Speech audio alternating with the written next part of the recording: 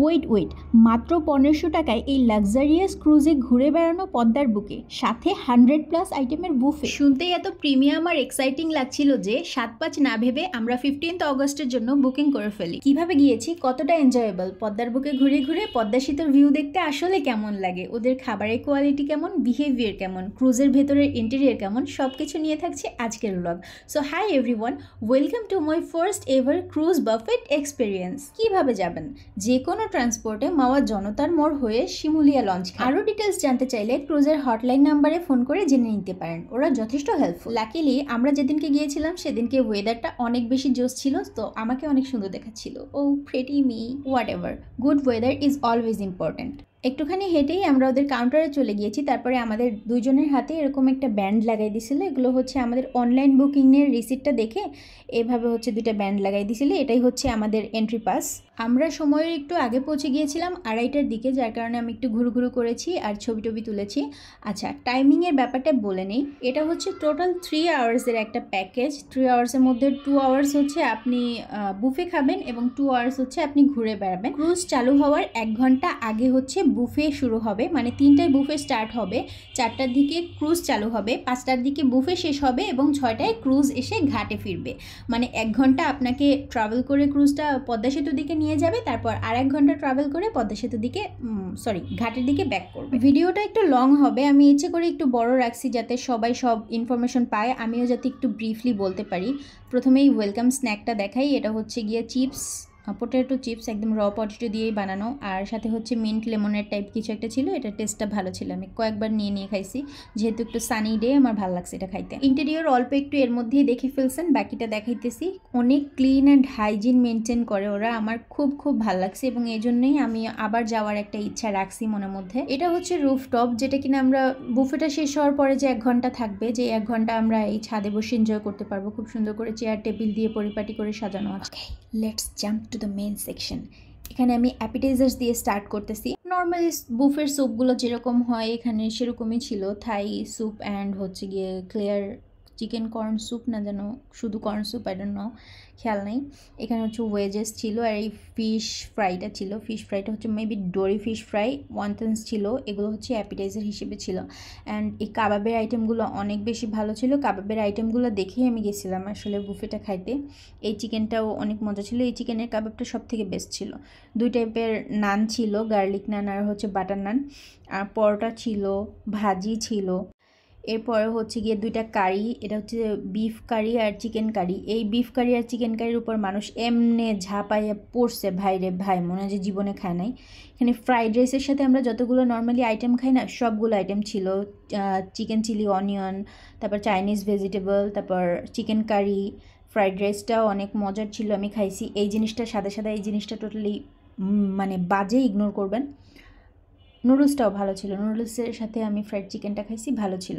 আর এই সালাদের আইটেমগুলো সবগুলা best and most attractive part ছিল হচ্ছে গিয়ে দেশি কিছু সালাদ ছিল, লাইক আমি একটু আগে দেখাইছি। পেঁয়াজ ভর্তা ছিল, আর এখানে হচ্ছে বেগুন ভাজা, ওই নিচে গোল গোল রসগোল্লার মতো, ওগুলো হচ্ছে গিয়ে ভর্তার আইটেম। এক একটা কালো জিরা, তারপরে মাছ, তারপরে হচ্ছে গিয়ে চিংড়ি, আলু, বেগুন ভাজা, পোড়ামরিচ, সব কিছু ছিল। আর ডেজার্ট আইটেমগুলো প্রত্যেকটা ফ্রেশ, মানে খাবার আমি বলবো প্রত্যেকটা খাবার ফ্রেশ, বাট একটু ঠান্ডা ছিল। ফার্স্ট ব্যাচের খাবারগুলো একটু ঠান্ডা ছিল, কারণ ওরা টাইমের আগে সার্ভ করার কারণে টাইম শুরু হওয়ার পরে একটু ঠান্ডা হয়ে গেছে, টাইম শুরু হইতে। এই যে ওপেন কিচেনটা অনেক সুন্দর, আর ওরা কত ফ্রেন্ডলি দেখে না, আমাকে ভিডিও করতে যেই নোটিস করছে সবাই মিলে একদম হাত নাড়ানাড়ি শুরু করে দিছে। পরে দিয়ে আমি আবার বললাম যে ভাই আবার হাত নাড়ান, কারণ প্রথমবার উনি যে হাত নাড়াই সেটা আসে নাই, দেন সবাই আসছে।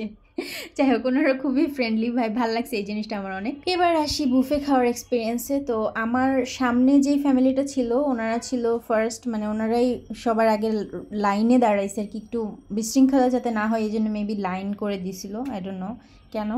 দেন ওনারা, আল্লাহ, মানে এরকম মানুষজন যদি কোথাও আপনার যায় তাহলে ওনাদের জন্য আপনার দিনটা নষ্ট হবে। যদি আপনি ট্যুরে যান ওর এরকম কোনো ইভেন্টে যান, এই টাইপের লোকজন। এই মহিলাও একজন। এই লোক কী করছে, আমার সামনে হাঁটতেছিল, দেখেন গরুর মাংস পেয়ে, কুরবানি ঈদ গেছে কয়দিন আগে, ভাই তোরা তো গরুর মাংস কেন খাইতে হবে, সে টাকা উঠাইতে আসে।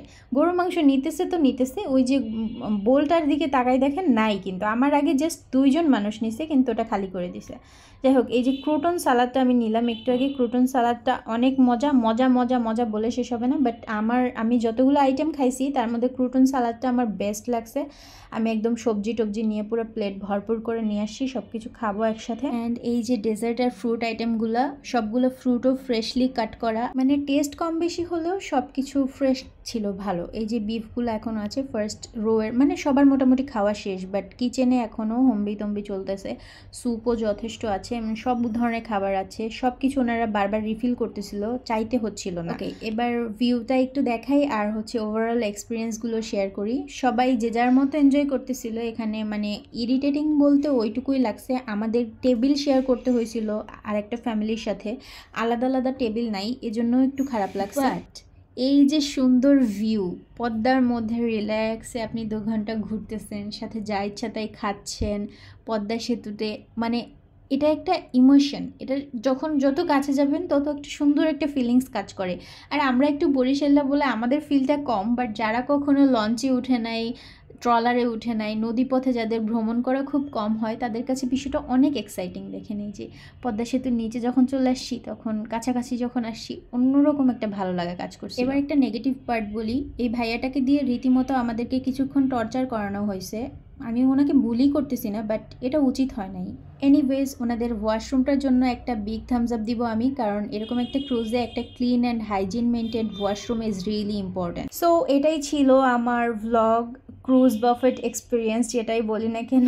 আই থিঙ্ক আমি আপনাদের সাথে যতটুকু এক্সপিরিয়েন্স করেছি তার সব কিছুই শেয়ার করেছি, এবং আলাদা কিছু জানা থাকলে আমাকে কমেন্ট করতে পারেন। আর আমি সাজেস্ট করবো আপনি ফ্রেন্ড, ফ্যামিলি এবং বড় একটা গ্রুপ নিয়ে এখানে যান। আপনি আপনার লাইফের একটা বেস্ট সময় এখানে ক্রিয়েট করে আসতে পারবেন, যেটা আপনি পরবর্তীতে মনে করে আপনার অনেক ভালো লাগা কাজ করবে। এই পর্যন্ত কে কে ভিডিওটা দেখেছেন কমেন্ট করে আমাকে জানাতে ভুলবেন না। আর সাথে করে আমার ফার্স্ট এভার ক্রুজ বাফেট এক্সপিরিয়েন্সটা আপনাদের কেমন লাগলো, আপনাদের যেতে ইচ্ছা করছে কিনা সেটাও জানাবেন। আর যদি যেতে ইচ্ছা করে, ফ্রেন্ডস অ্যান্ড ফ্যামিলির সাথে শেয়ার করতে কিন্তু একদম ভুলবেন না। টাটা।